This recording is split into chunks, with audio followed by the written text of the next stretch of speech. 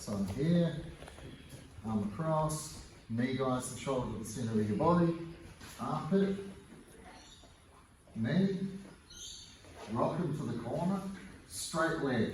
It doesn't have to be straight here. You can drive it straight so the back of your hamstring pushes his leg out, but that pointed toe keeps my leg a cylinder. Makes it real easy to roll over. I get up, I'll change that to a toe, active toes, chest into the arm, pass it, hand on the elbow before I go anywhere. Yeah? And now I'll move my right knee first, not this one. I'll be grabbing that a little bit, yeah? But I need room between my heel and his body. If I grab like that, he won't be able to roll over. Yeah? Not yet. So when I do this, look, it's hard for me to turn him over because my foot's holding him. So I want to have a little space. So the way I create it is to hold his body with my calf, like that, right? Here, knee. Now I can let go of that as I turn him. Yeah. Then my foot can come in close to his body if I want. Yeah. Because it's really common that people, like especially if they're in the mount and they pass this over and they get here like this and they're gripping on with their legs so tight that they can't turn the person. Yeah. Right? Even if your foot's here. And then I'm sitting on this, oh, he won't turn. Yeah. You have to give them the space to turn. Yeah. So it's pushing and pulling. Pulling and pushing to turn them over. Then that foot can fit there nicely. Yeah. Okay. Let's do one more time. An angle.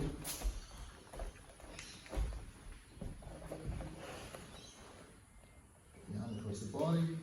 Use your knees and your hips to guide where the shoulder goes, middle of your body. Armpit. I always want his head on the same side I'm sweeping him to.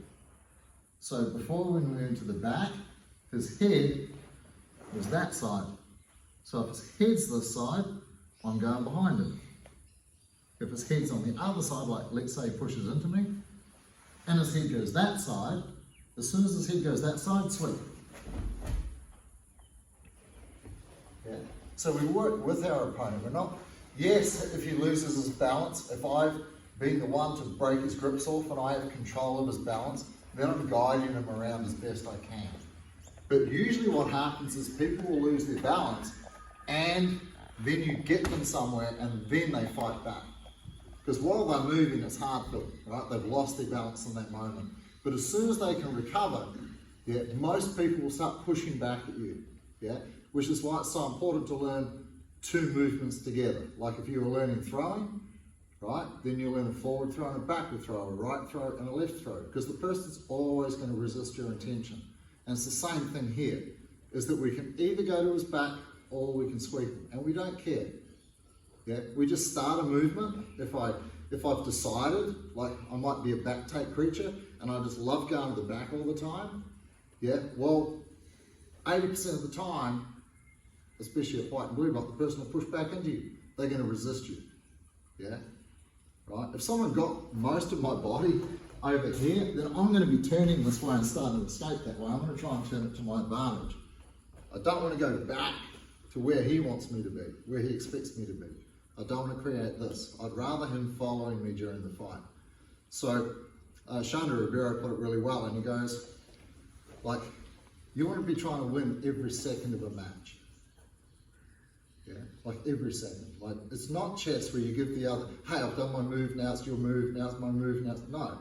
He goes, once the dominoes start falling, like keep them falling in your favour. Keep the whole momentum of the fight in your favour. Try not to lose 1 second of the match. Yeah, so once you have an advantage, keep that advantage the whole time. Yeah, right? Anyway, basic sweep, yeah? Watch where the head position is. Because a lot of you, right, will pull the arm across, put the shoulder here, and you'll leave your head where it is. So if his head's central as well, like if I've done this and his head's central, when I do this, once I get his armpit, as I reach for the hand, watch. See, I move my head. Yeah, I don't have to move his head, I can move my own. And it's the same, see, mountain guard the same.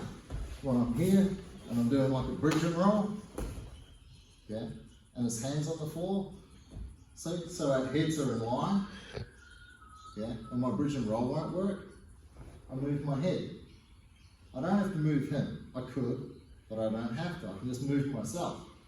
So I've moved the center line, yeah. If I go this way, and a lot of beginners do this, they sit over here and try and roll them this way. And it won't work because all his weight's this way. His head's on that side of the center line. So I want my ear to touch his arm. Now I can go. Yeah? And it's exactly the same when I'm holding guard. When I'm using my guard, his head position is still, this is that center line theory I'm always talking about here, like that. See, if I use my legs and I guide his whole body over there, like that, then I should be heading towards his back. Right? Okay. Because all his weight's this way, so I work with that.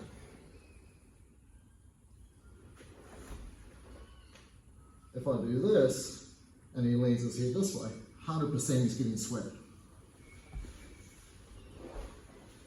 Yeah, just remember when you come up, use your hips to connect to that arm.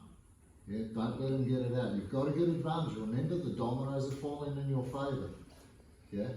If I get excited about getting out and go like this, now he's already got a frame and he's going to escape. Yeah. Now it's starting to hit back against me. So when you get here, keep your hips tight, pushing into that arm. Yeah. Now you can pass it. Pass it.